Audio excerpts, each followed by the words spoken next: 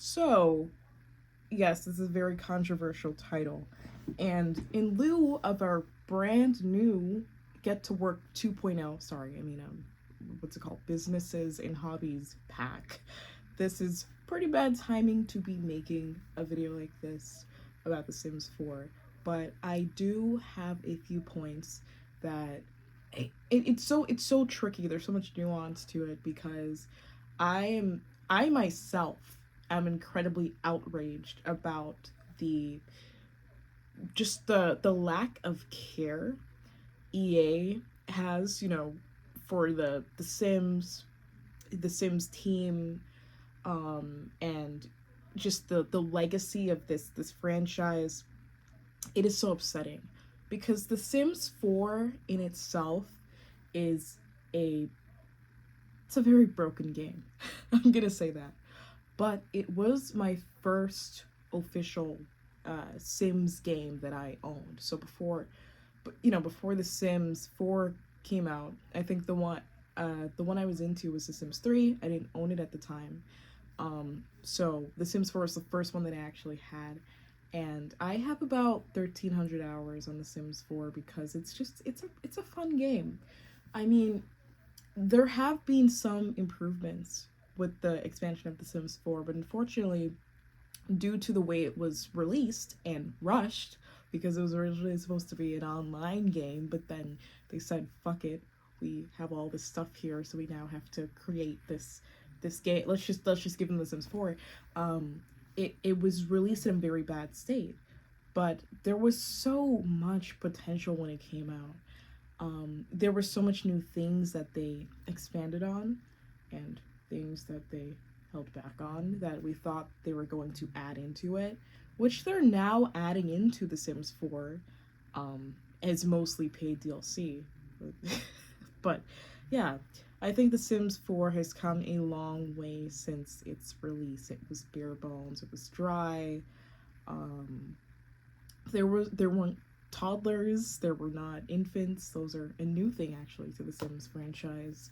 There was nothing, but now I really do enjoy playing The Sims 4. I think I have a problem because every time I say I'm gonna stop playing The Sims 4, I'm gonna play The Sims 3, I'm gonna do this, which again, I have like 200 hours of The Sims 3. I still enjoy it as well. I always find myself coming back to The Sims 4, and I think it's because The Sims 4, there is one thing that it does really well, and I would say even a little better than a few of the games in the series. And it sort of gives you the freedom to, it just gives you creative freedom, right? And especially for people that are fans of the sandbox genre of games, or maybe fans of Minecraft or Terraria, things along that line. The Sims 4, unlike the rest of the other games, it kind of gives you just a lot of, creative freedom, interpretation, liberties that you can take whilst you're playing the game that would be a little bit harder in some of the other titles. Um, does this make it a better game? No, but this does make it a very comforting game for some of us, that want like a sense of control, you know.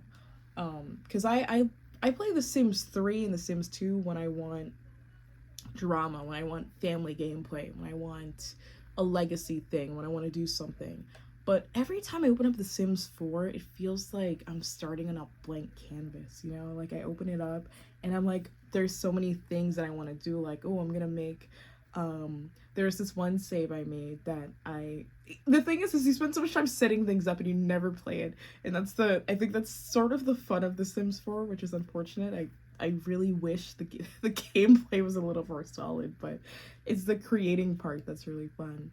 So I made this file where it was this granddad and his grandson, and they had to like run a store together because the father of the baby left. He's a celebrity. He wants nothing to do with the kid, and the mother died. So now this grandfather is sort of taking on this parental role and taking care of the kid.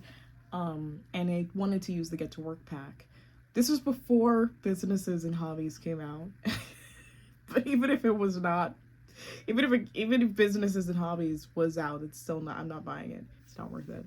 But I'm just saying this to say that The Sims 4 does do some things really well, and I personally, I'm just very disappointed because the game has been out too long for it to be in the state that it is.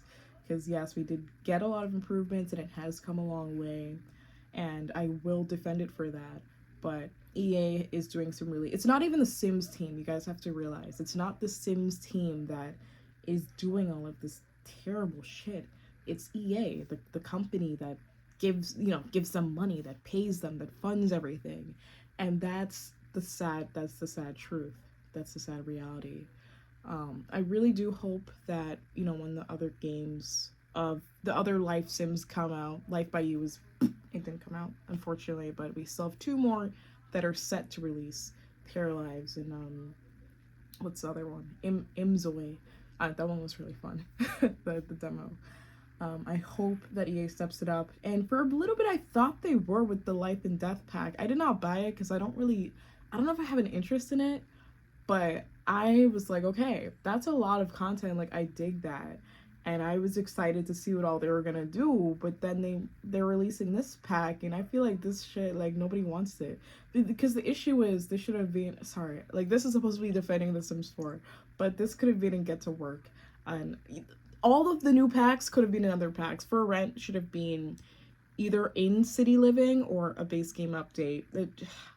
I can just go on forever about that. But yes, this video is defending The Sims 4, and I love The Sims 4. I mean, it makes me mad, and I'm always like, I'm never playing this game again. I always come back to it. So I don't know. I just had to make a video about it. But if you guys thought this was some interesting food for thought, please like, subscribe for more content, and more Sims content, because The Sims is one of my favorite games, if not my favorite game on a whole, all of the Sims game collectively. So I would love to make more content about it. If you guys enjoyed this, let me know. Bye bye.